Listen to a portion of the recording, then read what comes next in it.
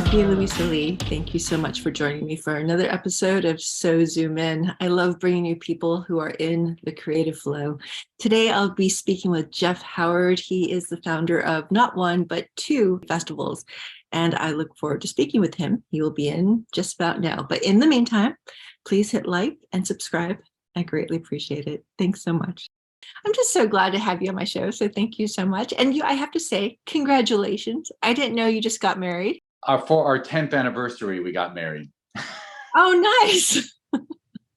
So it's kind of like we just went to the courthouse and made it official. Okay. And so thank you. Yeah, it's one of those things where we had both been married before. Big leap is officially taken care of. Now what's going on in your life? Are you like working back into the festival circuit? Are you taking a break? Or well, you're actually catching me. We did our honeymoon for 2 weeks. Awesome. It was a Panama Canal cruise. Oh, nice. So we flew home Monday, got off ship Monday morning, flew home, and like today's day 3 back home, and it's like just kind of buried in work and trying to catch up on 50 things at once. Of course. As you know from when we were talking at that over in Toluca Lake, like I have too many things going on at once. But that's good. I mean, as a entrepreneur, that's what happens. I mean, you are dealing with a lot of things, but you're making things happen for other people too, which is really nice. Yeah. In fact, Amazon shocked me and put up a new season of the TV series I produced yesterday. It's supposed to come out January 15th, and now it's live already. I'm like not even ready for it. So I don't know, okay. all kinds of stuff. And what is that? That's a series I do called Discover Indie Film. Mm-hmm. I told you that we talked about it. I do my own podcast, right? Because the Q&As at the festivals are only about 15 minutes. So I invite people, to talk about themselves and their work a little longer. And I learned from those people, from those filmmakers, that everyone who made a feature film ended up on a streaming service, and everyone who made a short film, and the short films are wonderful, just put it on YouTube or Vimeo, and it would disappear. So I said to about 25 filmmakers, you want to put all your shorts together and combine their strengths and put it on Amazon Prime? And everyone said yes. And so actually season 7 just came out. Oh, great. Congratulations. Yeah. Thank you. Yeah. Every season is 10 episodes. They average around half-hour episode, around 2 or 3 shorts per episode. And it's just the cream of the crop from the festival circuit. So. And they're all different genres. It would benefit the series if it was devoted to comedy or devoted to horror or something. But instead, in an episode, you'll have art house and comedy and drama, like just back and forth. Because I like that mixture. I like eclecticness. That sounds very cool. So what is the name of it again? Discover Indie Film. And Discover Indie Film. So if someone wanted to go into Prime right now, they could see it. They could. We used to be I don't know if I should say this, but we were originally included with Prime. And when we climbed up to around 10,000 unique viewers per week, Amazon basically sent me a message saying, you're doing really well. We don't want to send you money anymore. We want to charge them. So they pulled us from included with Prime, and now it's 99 cents an episode or $7.99 for a season of 10 episodes.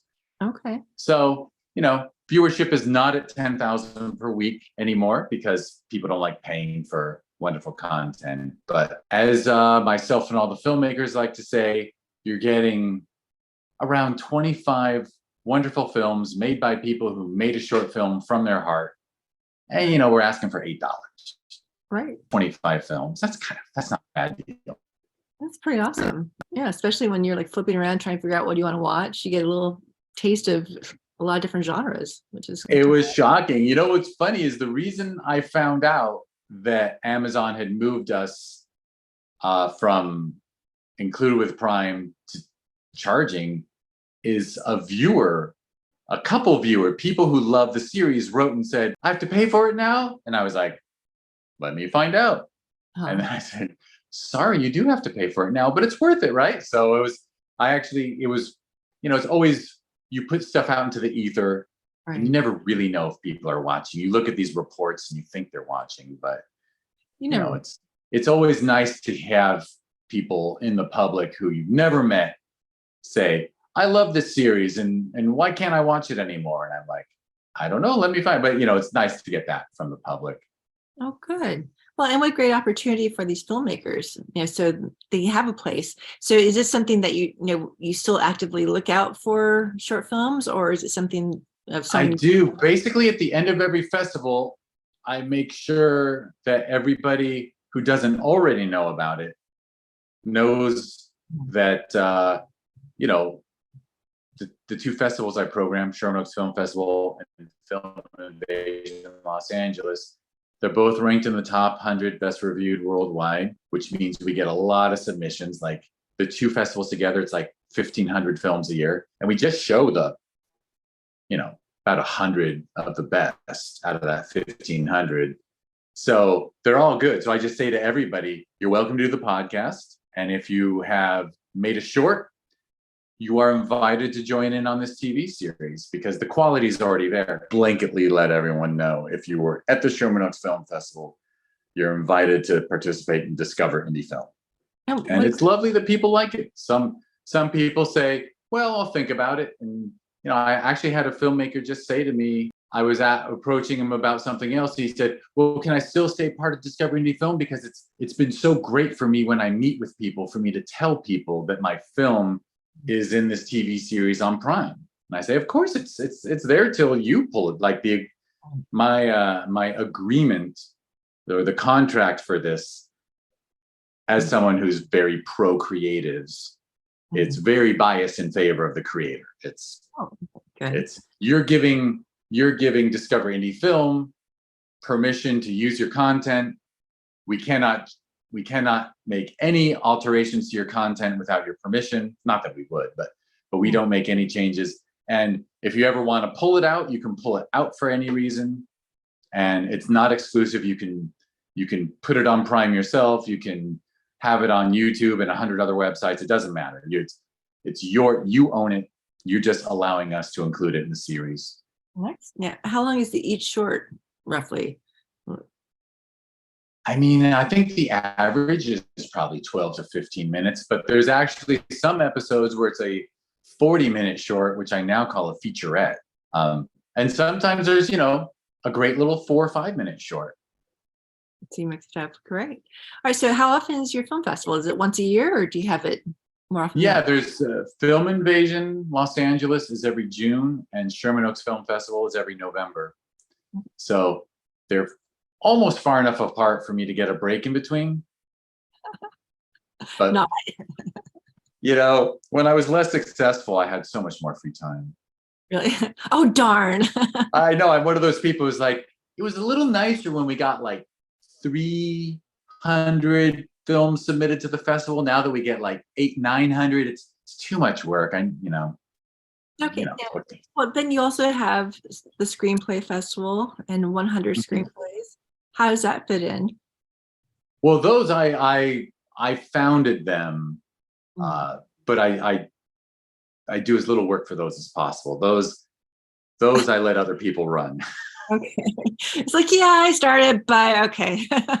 Yeah. Well, and as the film festivals got bigger and more popular, it really didn't leave time, especially, reading scripts is so time intensive. It really takes a lot more time and effort actually to run a screenplay contest than to run a film festival if you have integrity, right? So right. Because it's way easy to watch a film, but to sit down and read, I don't know.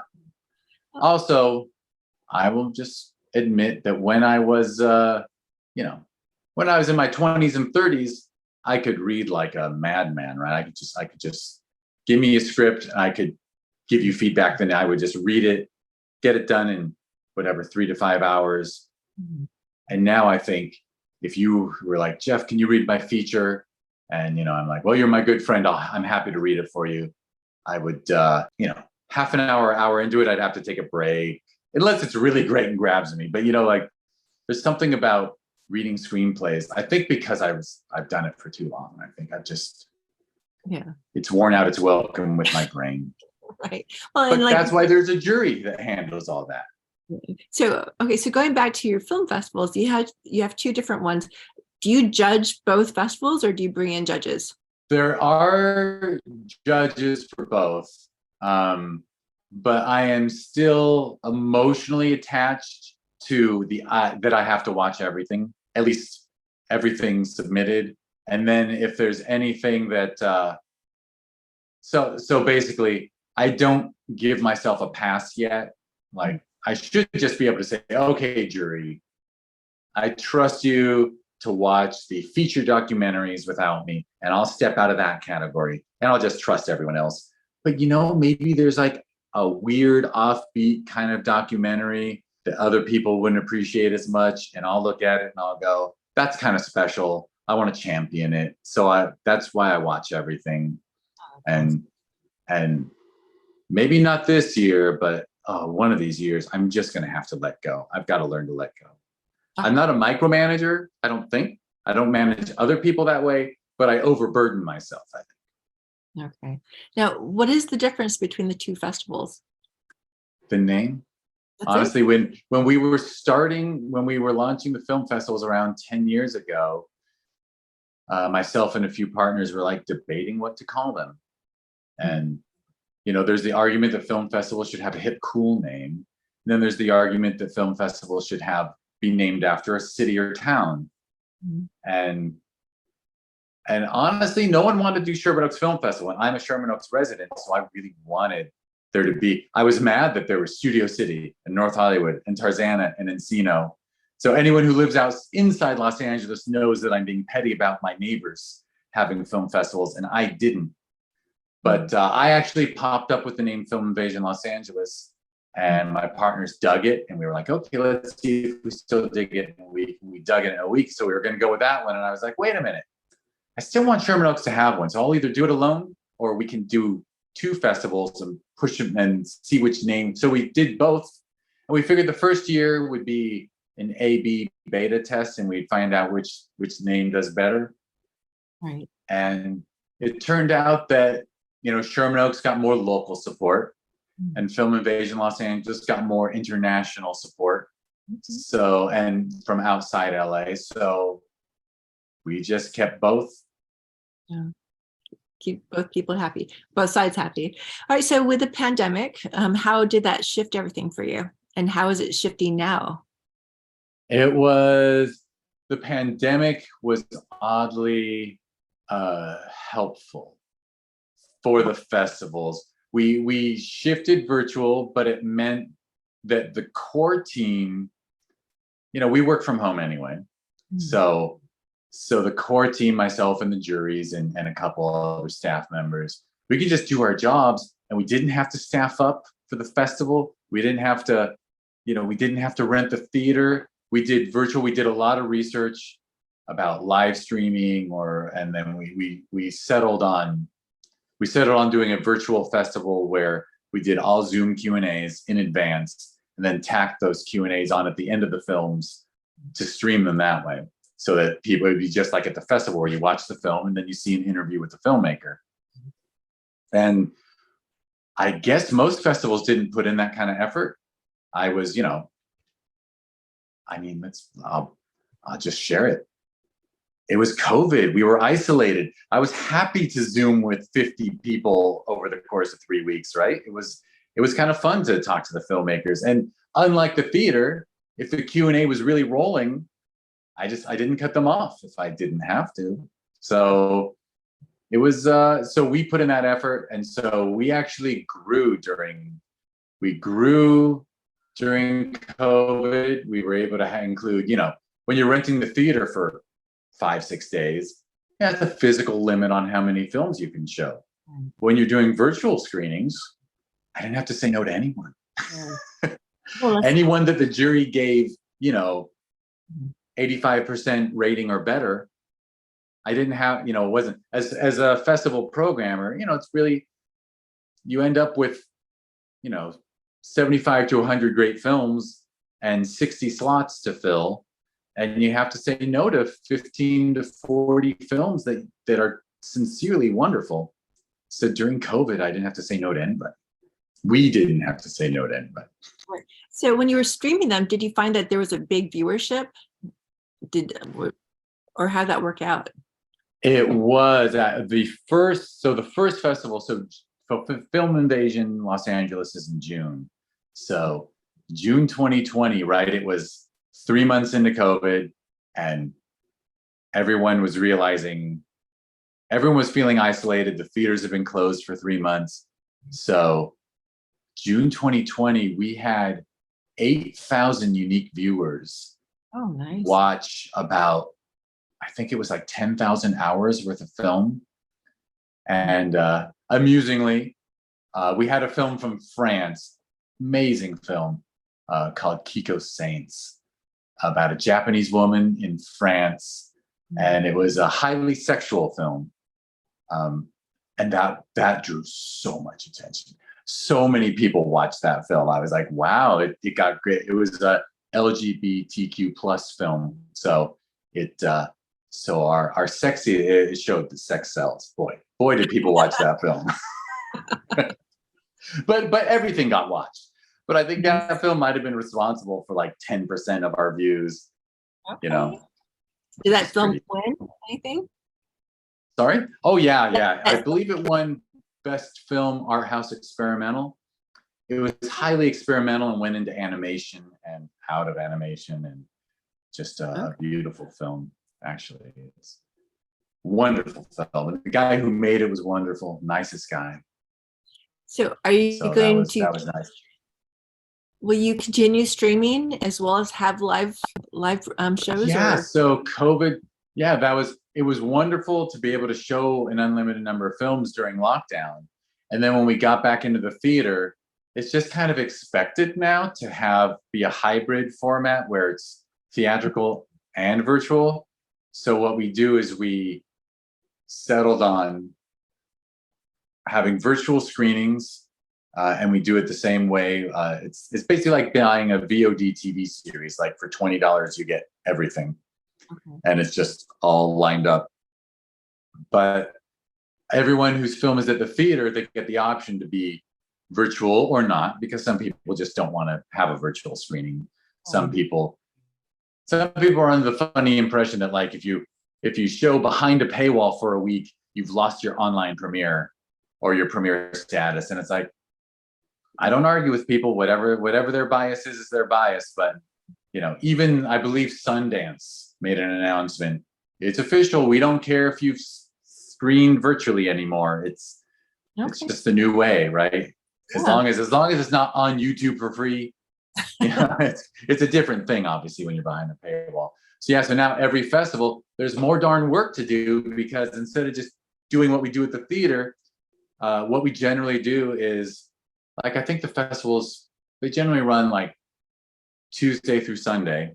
And what we do is, I believe starting Saturday night, we start the virtual screenings. We used to start the virtual screenings like the Monday after theatrical ended, so that nobody like says, I would come out to the festival, but I'd rather watch at home. But then, some of the people, and then we also have virtual exclusives, which is, if there's 85 wonderful films and room for 60 in the theater, we say to those 25, we love your film. We don't have room for it at the theater.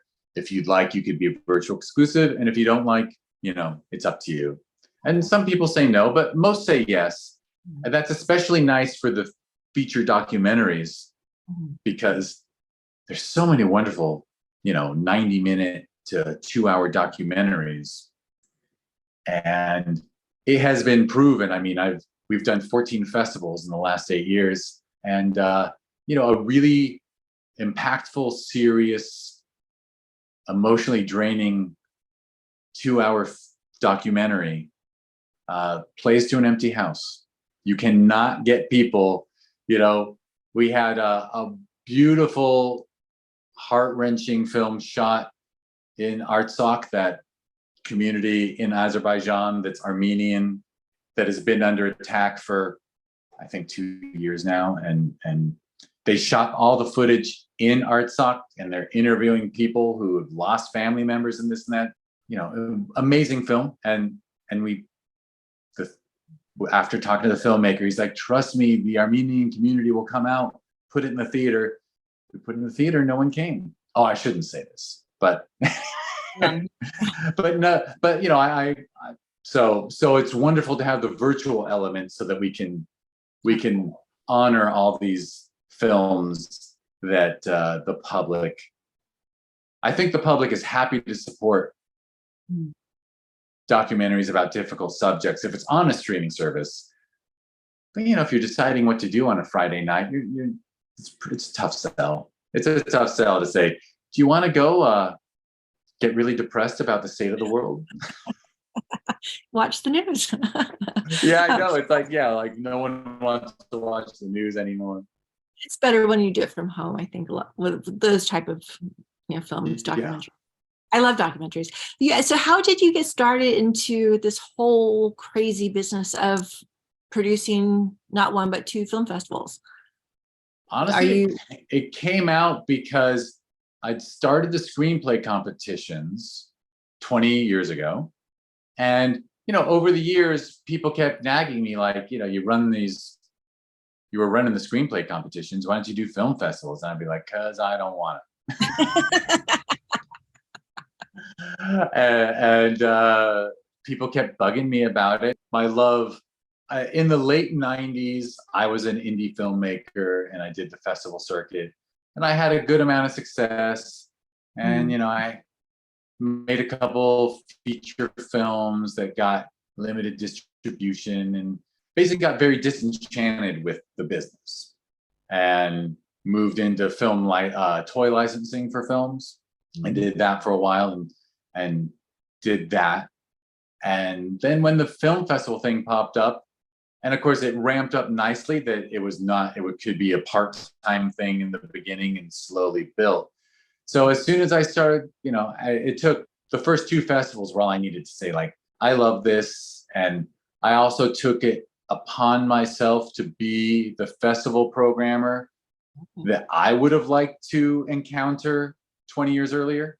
That's huge. Yeah. Because I had some encounters with people who were just memorably not pleasant. And so, yeah. So I just, I do it the way that I treat people the way I would have wanted to be treated. And I support people the way I would like to be supported. And, it's all very sincere. So, it's nice to mean what you say when you tell people that you love their work. So it just built from there. I just see myself as a cheerleader for indie film. Well, they need cheerleaders. Indie film, it's such a collaborative effort. So many people are needed to make a project happen. I think they really do need those cheerleaders, They do. And I know what it's like to put your heart and soul in something and put it out. You throw it into the void and you hope that something comes back out of the void, but it rarely does. So that's sort of my role in a way. And then, of course, by doing the podcast and the TV series and some other stuff, it allows me to be even more helpful towards people. Oh, good. Well, that's really exciting. So what would you like to see happen with your festivals in the future? What direction do you want to take it in? Or are you taking it in? Just growth. They've continued growing. We definitely are at a point where we should shift to more high-end venues, but our less demanding venue, of course, allows us a lot of luxury as far as everything from being able to rent the theater for 6 hours and watch 2.5 hours worth of films and discuss them for 3.5 hours. We have more Q&As than we do films. If you pay, there's some theaters in town that the rental costs are just extremely high. And I understand why festivals there's festivals where you go and they'll show 12 short films in a 2-hour block. And then when the 2-hour block ends, someone with a microphone says, if you directed any of these 12, stand up and they all stand up and hold their hands out, and they say, okay, if you want to talk to that person about their film, find them out in the lobby. And they kick everyone out, and they bring in the next and show another 12. And we show in a 2-hour block, we show 3 or 4 short films, and not meet the people who make them and not discuss them. You can just watch them at home on HBO Max and Netflix, right? I think the film festival experience is about watching films and then discussing them and then continuing the discussion and making connections with people. And, it's nothing makes me happier than when people come back a few years later and say, I collaborated with people that I met at the festival. Like that's the best. So that is a success story right there. Yeah. So so if someone wants to apply to either festival, where do they go and what should they do? I mean, at this point, Film Freeway owns the festival submission arena, thanks to Amazon purchasing and then killing Without a Box, and no other service has really risen up in Without a Box's shadow. So people either go to filminvasionla.com or Sherman Oaks Film Festival.com or ShermanOaksFF.com. But those links take people right to Film Freeway.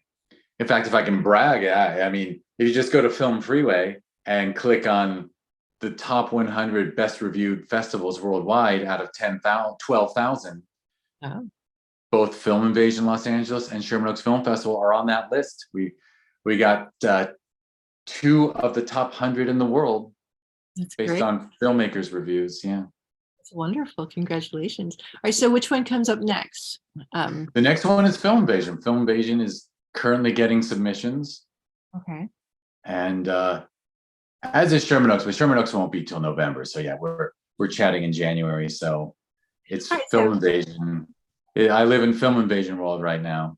So, all right. So for people who want to submit, what inside scoop can you give them? What exactly are you looking for when someone submits to your festival? A cop-out answer, but just quality. Just quality. We love all genres.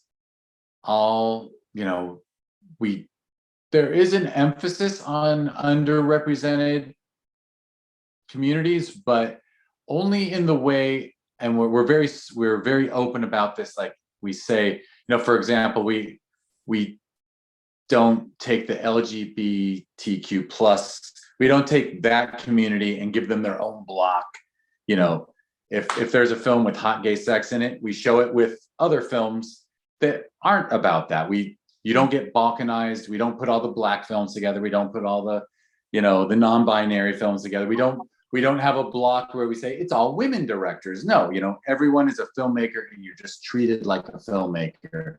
I love that. But I am aware that there's not a bias, but fresh voices are just more interesting than seeing the same story over and over again. So what I just like to joke about is if a 25-year-old straight white male filmmaker makes a short film about liking a girl and trying to work up the courage to ask her out, well, I've seen that film like 7,000 times, so you just better be really original with it.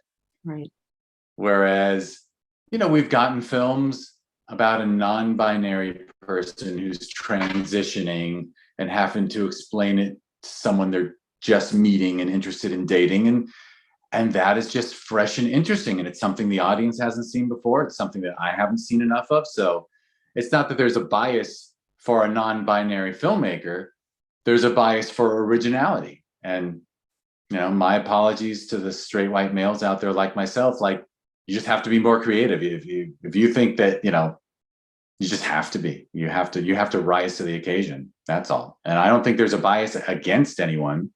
But there is definitely an appreciation of original ideas and things that have not been beaten to death.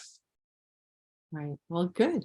I'm glad you're giving people that opportunity, and you're putting everyone together, because a filmmaker is a filmmaker. It doesn't matter. And people, just level up, with so many people in the game. How creative can you get?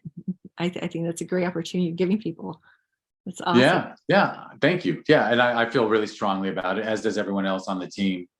And yeah, we had we had a film win Best Comedy in November at Sherman Oaks Film Festival called The Perfect First Date. And it's wonderful. And it's about two men on their first date. And one has hired a camera crew to shoot it like a dating reality show. And the other guy doesn't know this until he starts, and he picks up on it, and it's hilarious.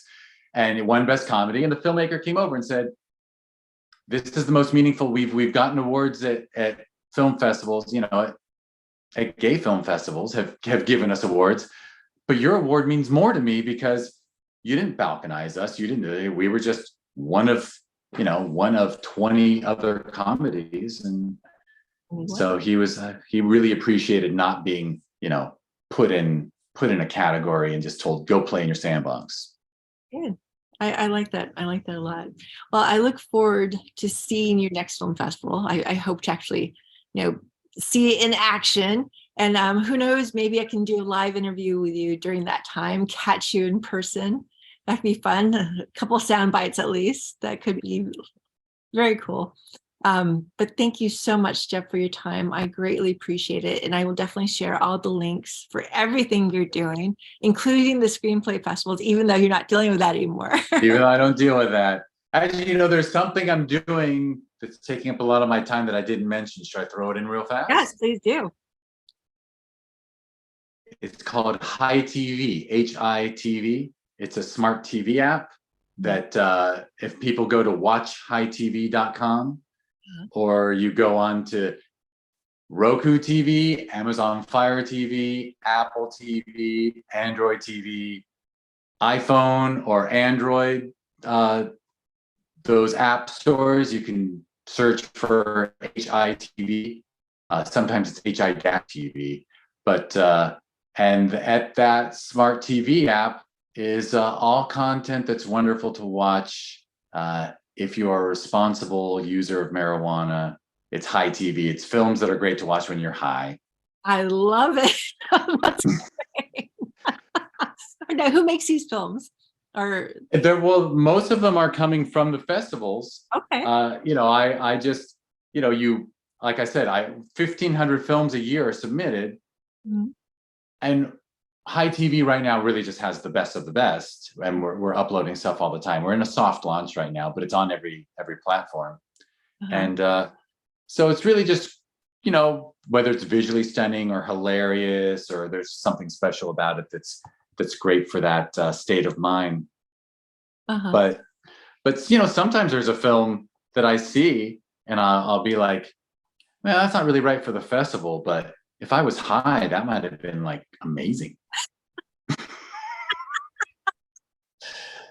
And I have friends in recovery, and I think it's I make a point of always saying, this is for a responsible person, right, who can use THC if it's legal where you live and you use it and it doesn't hurt your life, then Hi TV is a wonderful thing to add to it. And by the way, if you abstain, all the films are still great. Okay. All right. The films are great. But in fact, that film, The Perfect First Date, is on there. Okay.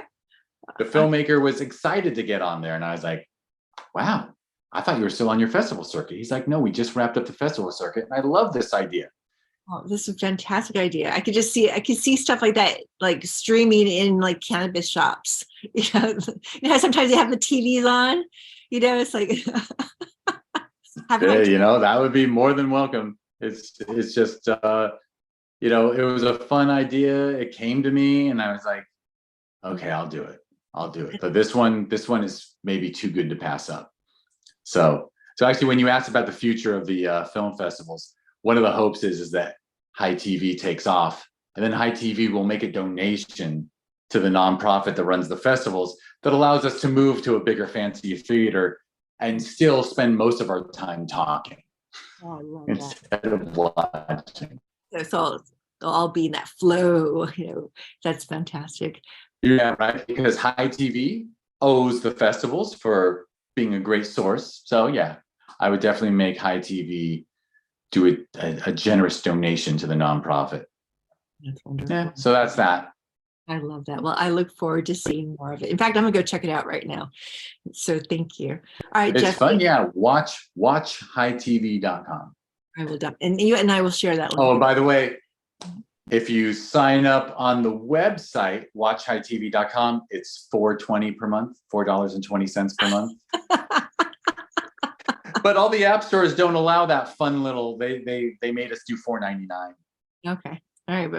But I love the idea of paying. I have a feeling like if people look at their credit card bills and they see High TV LLC, 4.20. That's awesome. Be like, yeah. You have to do stuff like that. You just gotta have fun, right? Exactly. Makes life is too darn short not to enjoy it. Exactly. Well, I'm so glad to have you on. Thank you so much, Jeff. I really appreciate your time. And I look forward to checking out High TV, watchhightv.com, right? And I will check out your festivals, and hopefully I look forward to seeing you again in person sooner than later. Absolutely. Well, yeah, just fun. I will share. You'll see on my social media when the festival's coming up. Sounds good. All right, my dear, thank you so much. I appreciate your time.